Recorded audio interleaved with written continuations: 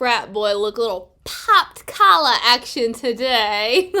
Let's channel our inner collegiate, shall we? Today's book is After You by Julie Buxbaum. And I picked this up as well as The Opposite of Love, which I still plan on reading because I had previously read her books, Tell Me Three Things and Hope and Other Punchlines. And I didn't love Hope and... Sorry, I can't do this. I just can't. I just... No. I had picked up Hope and Other Punchlines because it deals with 9/11, and I myself am writing a 9/11 series for young adults, so I wanted to see how somebody else handled the material, and I didn't quite get what I was hoping for. It wasn't a bad book, and I guess the deal is we're just going to deal with 9/11 in different ways, so it didn't quite give me what I wanted as a writer, but I'm sure as a reader people enjoy it. And then Tell Me Three Things I thought was amazing.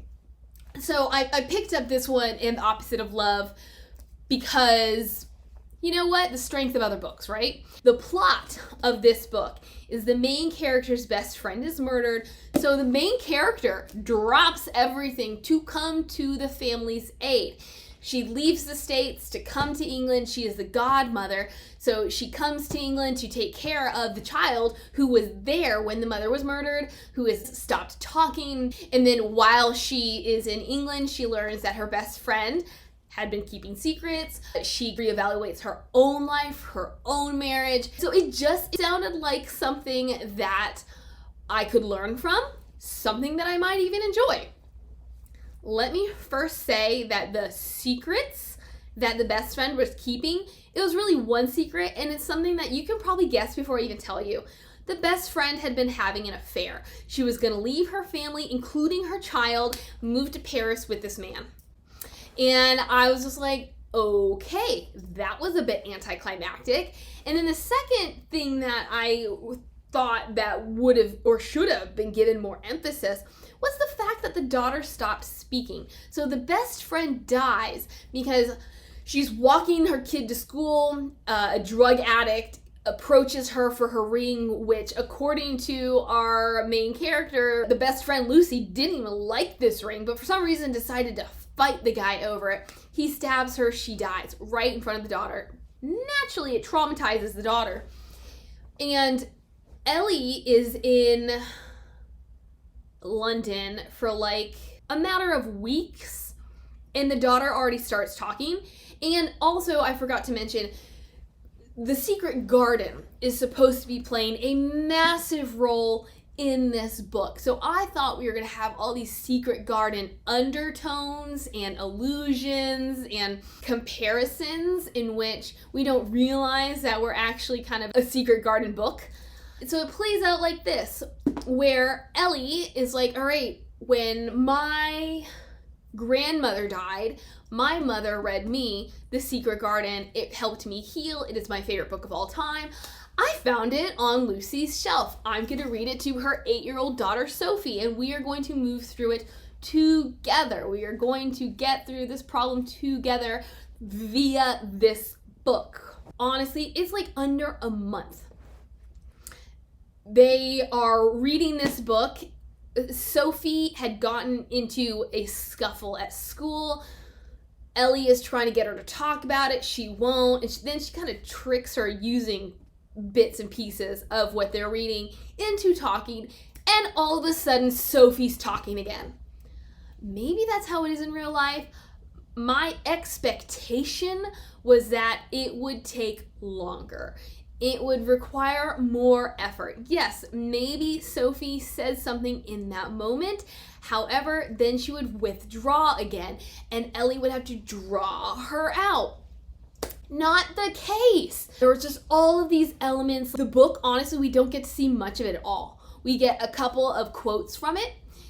Sophie has her birthday party at the location that is supposed to be the inspiration for the book. There are comparisons about being an orphan or about loss, about motherhood or lacking of a mother that we see. But on the whole, I was disappointed. I was underwhelmed. And then Ellie herself. So one thing I really liked is she and her husband, she had suffered a miscarriage, or not even a miscarriage, like I think she was 8 months pregnant and the baby died. So it was tragic, it was traumatizing, it had a lasting impact on her marriage.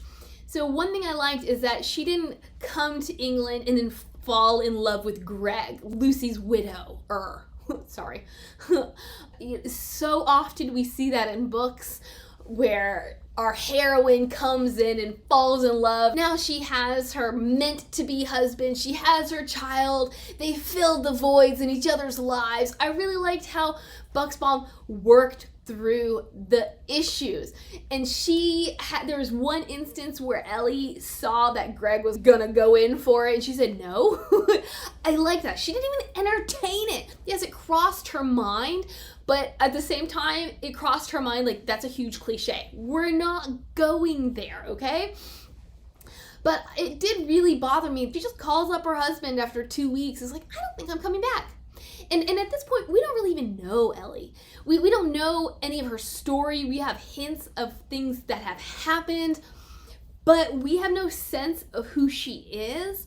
So for her to just phone up her husband and be like, see ya, no, she doesn't give us an explanation. She doesn't give him an explanation. I had a really hard time with that, and I felt like that continued on through the novel. It wasn't until really late into the book that, in my opinion, she had any sort of development. So I just didn't like Ellie. And when you don't like the protagonist, not because, whereas with Harry Potter, Harry is written so well that I hate him, I just felt like she wasn't worthy of being our protagonist. And when you have a protagonist like that, it's really hard to like the book. And on top of that, so yes, she rejects her husband. She has essentially been rejecting him since the baby died. So 4 years. And so then when he calls her up and says, I want a divorce, she's like, no, you can't do that. Almost like she's the only one who can have any say in any matter of their relationship. I just didn't like Ellie. I didn't like her progression. I didn't like her development because she says no to Greg, but then she starts entertaining fantasies of Sophie's therapist, who turns out to be gay, so it's really not a problem at all. I don't understand you, Ellie. I don't really understand what you want from life. And I think the problem is she didn't either. And the book was just too slow for me for her to figure it out. The grief aspect, I feel like, was there and then it wasn't.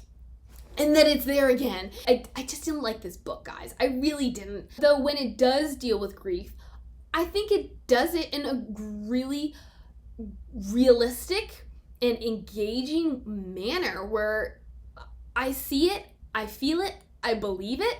Well, out of all the characters, and there's basically 5. There's Ellie, Lucy, Ellie's husband, Philip, Lucy's husband, Greg, and then Sophie, Lucy's daughter. And so of them, I would say that Greg and Philip are my favorites. I mean, I guess I should say that there are some minor characters, which would be Ellie's parents, her brother, and then her brother's new girlfriend / Sophie's school teacher. But of all of these characters, I thought Greg and Philip were the strongest because, in my opinion, they're the only ones who actually did something. Ellie basically leaves the States for London, calls up Philip, and is like, I don't think I'm coming home. And then he says, okay, let's get a divorce. And she's like, oh no, the D word, no way. And so she's trying to talk him out of it. She's calling, she's emailing, she's faxing, she's doing whatever she can, and he will not respond to her. And so finally I forget what happens, but she has some kind of a revelation. Oh no, I know what it is. At the beginning of the book, when she kind of drops this bomb on him, it was kind of this deal of, well, if I'd known you wanted me to come with you, I would have come. And she's like, why did I need to say it? So after she drops the bomb, he comes to London and he's like, look, this stuff we have going on, it needs to be said face to face. And in the process of all this messiness, they sleep together and she gets pregnant. It's a sensitive issue for her because of the miscarriage, because of the lost baby. And she doesn't tell him. She's basically going to give it that 12-week gestation period where, you know, for most pregnant women, it's safe to start telling people after 12 weeks. So it is more than likely going to be a viable pregnancy. And her parents, who have been divorced for like 20 odd years, are going to get remarried, which I'll get into that soon. And so to come home for this wedding, she was going to tell Philip about the baby then. She calls him to tell him, look, I've got big news for you. Please do not file papers. And he says, too bad, they're on their way. Like, he had already come to London, he had left, and now she's calling him, kind of pleading for forgiveness, waiting for a stopgap, essentially. Like, we can move forward with what we're going to do, but there's something that might change things. In any case, and he's just like, sorry, too late. And so I really loved how he manned up. Ellie could never man up. She left him in the dirt from the moment that, and this is something she recognizes eventually, from the moment that she loses that baby through this book, she realizes she kind of left him behind. She gave no credence, no thought or care for how he's feeling, what he wants. Like, as a wife, how she should take him into consideration. She just does whatever she wants and she expects him to go along with it. And he's like, you know what? I don't need to put up with this anymore. So I really liked how he was such a strong character, because so often we get these husbands who are like, yeah, sure, whatever, I'll wait forever for you, you know? And then we have Greg, who at first I didn't think I was gonna like him. He wasn't painted as a likable character. He was very British. He didn't acknowledge feelings. He didn't talk to anyone about anything. He woke up, he went to work, he never saw his kid, and he just kind of went about his day. And then we start seeing kind of cracks in this facade. And I liked how eventually, like, so when Ellie first got to London, essentially he says, stay as long as you want. And to me, like Ellie, I'll be like, what does that really mean? Because now I'm considering never going back home, which somebody please explain to me how this is realistic, because she needs a visa to stay. So is it going to be a matter of just never going back to the States? She can't really get away with never going back home, even if she's a freelancer, because I think... Oh no, I was mixing her up with Lucy. Lucy was a journalist. Ellie does something to do with a business or business law. I don't remember. I don't care. But even to do freelance work in a foreign country, if you are going to claim income, they're gonna have to know you're there, and she's not gonna be able to stay forever. So Greg had said, basically, our home is your home. Stay as long as you want. And then when she realizes maybe she's never going to go back to the States, she's like, how is this going to work? And he says, you know, just stay. Like, you are welcome here. And just throughout the book, he, except for that one instance where he was drunk and he tried to come on to her, there was no, I'm going to move in on my wife's best friend. Or even, I loved how, because as I said, Lucy was having an affair, which... that was such a big miss in this book, not exploring that. So he doesn't know that she doesn't know. And so, you know, they go to the pub and he's getting drunker and drunker, and he is alluding to it. He's asking these open-ended questions that could pertain to their current conversation, but you get the feeling that it doesn't. And so Ellie's like, what in the world are you talking about? In any case, I really enjoyed the way he handled it, because obviously he was hurt, he was angry, and then he admits, he's kind of like, you know, this death thing is sort of good for me in getting over her infidelity and her plans to leave, because I have something else to focus on, and I have something to stop me from hating her. And then at a certain point, Ellie was like, dude, you need to parent. So I really enjoyed seeing him turn from this guy who is obviously grieving, who harbors a hurt because his wife was going to leave him and his kid, who was just a workaholic, who didn't let anything show, into this really caring, fatherly figure who, in the end, Ellie's like, you're always welcome. Both of you are always welcome in my home. Like, you are my family. So I enjoyed seeing how they became a family. And in my opinion, it was not because of Ellie. Yes, she opened a door. She said, you're always welcome. But it was because he was more of a grown-up than she was. Yes, he had things to deal with, but he actually dealt with them, whereas she didn't. If it weren't for people speaking truth into her life and kind of forcing her to be an adult and face her problems head on, she never would have done it. And I'm a little confused as to the end, because she and Philip are not in a good place. As far as I can tell, they're still on the road to divorce, but because they have this baby on the way, they are trying to get along. But I think they live in different places. Like, he still lives in their home, whereas she, I think, lives at her dad's house. And so I guess in a way it's left open-ended that they may or may not get a divorce. You are led to believe that, at least on her part, she does love him. She truly did. You know, even in their past, he loved her. Like, it was this great romance, but the death of a child in any form or fashion can wreak havoc on a marriage. So I understand how even the strongest, truest loves can crash and burn because of a single event. Let me talk about, though, her family, because I felt like we had this whole host of minor characters that added very little to the plot.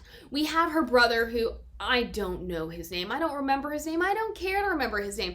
At first I thought I'd like him. I think his name is Mike. We're gonna call him Mike for just the sake of not getting confused. And so Mike, I think he was a teacher, and he got really bored with it. And so he's super smart, and he decides to get some postgraduate degree in London. So when Lucy dies, he is already in London. And so I was like, all right, you know, this is going to be kind of a support system for Lucy. He is someone who is kind of walk her through things, maybe be a voice of reason. He's going to be a main player. And he really isn't. He only kind of continues through the story because Sophie is a very unique child. She's very intelligent, but she doesn't get along with kids her age. And so this is sort of brought to Ellie's attention by Sophie's teacher, Claire. And then Ellie gets this great idea that she should hook up her brother and Sophie's teacher. And so at first, again, I thought Claire was gonna be a major player because she, in a sense, was kind of an outcast in her own situation. She was maybe too caring of a teacher for the setting, for the school that she was in. So I thought that she and Ellie were gonna bond and form this friendship that not necessarily replaced Ellie's with Lucy, but would equal it, would be something new that could help Ellie heal. And it really isn't. We get one more instance with Claire in which the kids go on a school field trip, And then after Ellie has her brainstorm that she should get these two together, we hear about her in bits and pieces of conversation from Mike. And then at Sophie's birthday party, Mike and Claire come to the party. And that's basically it. And they had such great potential, and they turned into background characters. And that really bothers me because, in my opinion, they were set up to be more meaningful, to have more impact on the story, and for me to kind of help guide Ellie on this journey of healing and growth that she so obviously needed. But if I thought they were bad, they don't hold a candle to Ellie's parents, who, not even gonna try to remember their names. I'm not even gonna make up names for them. The deal with her parents, her mother, I guess at some point wanted to free herself of all constructs. And so her children do not call her mom. They call her by her given name because she wanted them to see her as more than just a mother. She wanted them to see her as a person. So she's kind of free-spirited, if you will. She likes to wear saris, just really floaty, bohemian kind of clothing. And then there's their dad, who I think he's just a normal guy. But their mother, apparently, like, they've had this, not a volatile relationship, but this come together, break your heart kind of thing, where, and it's all on the mother's side. The mother not leads their dad on, but like will instigate a relationship and then drop him like a hot potato and break his heart. I don't exactly know what it is, but around the time that Lucy dies and Ellie goes to London, they reconnect, and one of their goals is to have sex under the Eiffel Tower. And so they call Ellie up and they're like, we're coming to town because we want to have sex under the Eiffel Tower, so we'll see you there. And of course Ellie's like calling her brother, and she's like, Mike, did you know? And he's like, of course I knew, I actually talked to our parents. In any case, the parents, not only are they back together, but they're gonna get married. And of course Ellie is like, red flags, Dad. Do you not remember all the other times she's dumped you? And then the dad is the one who kind of not goes bridezilla, but is the one doing all the things, all the wedding planning you'd think the bride to be doing. And I mean, this is all honestly like super ludicrous. In my opinion, really superficial. No point whatsoever, except Buxbaum was like, I need to have some weird characters in my book. And can I tell you how much I hate that? I don't mind having unique characters, but they still need to have a purpose. And I felt like these parents had no purpose. And so, as anybody could guess, the mother gets cold feet. And it's like, I don't know, a 3-month process or a couple week process of them. It's got to be at least 3 months, because that's at least how long Ellie was pregnant. It's a very short engagement period. And a couple weeks before the wedding, the mother disappears and everybody's like, oh my gosh, where is she? And I guess she went off to some ashram. Yes, she went off to some ashram. Nobody can get in touch with her. Nobody knows where she is, really. It's just kind of thought that's where she is. And the dad is he's not actually freaking out. Apparently, he thinks that by not canceling the wedding, by letting these invitations go out, he is kind of sticking it to her. He's gonna embarrass her or maybe shame her into coming back. I don't know. Ellie comes back one day. I don't remember what she was doing. This may have been the day. It could have been. I was gonna say, there was a day where she wanted to go see where Lucy was murdered. And so she runs into this hipster walking his dog, and he says something offensive to her, so she hits him, and then she goes to jail for it, which is kind of funny, but at the same time I'm like, really? Is it? I don't really understand why we're doing all this stuff. But at some point she comes back to Lucy and Greg's house, and this weird looking woman is just sitting on the living room carpet playing with Sophie, and Ellie realizes it's her mother. Apparently her mother, I don't know where her mom was going, but whatever the case, her luggage gets lost. Ergo, she looks as funky and unput together, as weird as she does, because she doesn't have any of her fruity fairy clothes. And then I think they have a conversation where Ellie's like, you need to go home, you need to get married, blah, blah, blah, blah, blah. And then it all works out, except on the wedding day, her dad has a heart attack at the altar. And the doctor, they have no clue what it's. Actually, it's not even a heart attack. They think it's a heart attack, but really it was a panic attack. I think he was under so much stress, he passed out. And so, yeah, the doctor's like, has he been under any stress lately? It's like, well, duh. He's marrying a woman who may or may not show up. Like, and so I just thought her parents were ludicrous.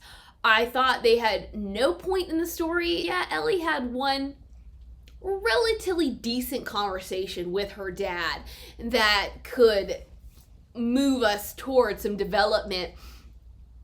But on top of a plot that fell short for me, on top of aspects of the plot that never got fleshed out enough for me, we have worthless characters.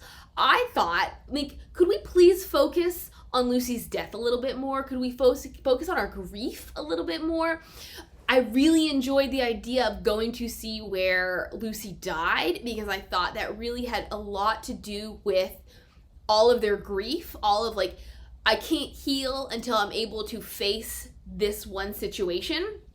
And then she ends up in jail. We really could have gotten further into Lucy's affair, because the deal was Lucy was having an affair with the father of one of Sophie's students. And so then Sophie was getting persecuted because of her mother's flaws. And then I guess by association, this mother and her group of friends didn't like Ellie. And I'm like, how old are we? I mean, I get it. It's an affair. It's not easy. But you don't know Ellie. You don't know what she knows, what she doesn't know, what she thinks about the situation. Could we please act like adults? That could have gone in a completely different direction. Really, all we get, we see emails. We learn about Lucy's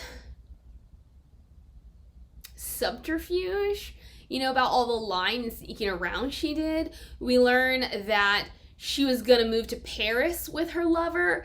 And so this one was kind of hard for me to sink my teeth into, because we get this flashback. And can I say, I wish we'd actually gotten more of Lucy. Aside from the husbands, I thought she had so much dimension, or potential dimension. In any case, in a flashback, we learn how she was freaking out when she finally gave birth to Sophie, and she was like, I don't think I can do this. And Ellie talks her down from this ledge, and then Lucy becomes this great mother, and she loves her kid. And so all of a sudden, she's not only leaving her husband, but she's leaving her kid. And that is where I feel like we just had insufficient character development, because we never really got to see why she made or was going to make that choice. Because was it because her fear of being a mother never actually went away? I thought that this whole explanation of she'll be better off without me was kind of a cop-out. And, I'm sure a lot of parents do that. They leave because they'll be better off without the parent. But because we don't know anything about Lucy, I feel like that's a call we can't make. And so therefore it's not a good reason. The Secret Garden, I kind of got bored with that aspect of the story. I thought it lacked a little bit of oomph because we don't get to see much of it. I didn't understand why it had to be given importance in the book summary when it really was not highlighted in the actual storytelling. I guess Buxbaum used a lot more of it in a sense of talking about motherhood and how Mary and Dickon, about how Mary and Dickon would find an abandoned animal and, mother it back to health, how Mary doesn't have a mother, how Colin doesn't have a mother, how all these kinds of aspects. And so, and then they would relate back to Ellie's impending motherhood, or the baby that Ellie lost, or Sophie's being motherless, all these kinds of things. So in some ways, I thought she tried. I didn't think it was successful. I really thought that somehow this book was going to play a more integral part, and we saw them start it. We saw them finish a chapter or two, or maybe get into a chapter or two. But that was it. I almost forgot about the Secret Garden at points. And so I was like, you don't want to forget about something that is emphasized in the book jacket, because if it is important enough to be included here, it should be important enough that the reader remembers that it is an important part of the story. When it comes to Sophie, I don't know how I feel about her.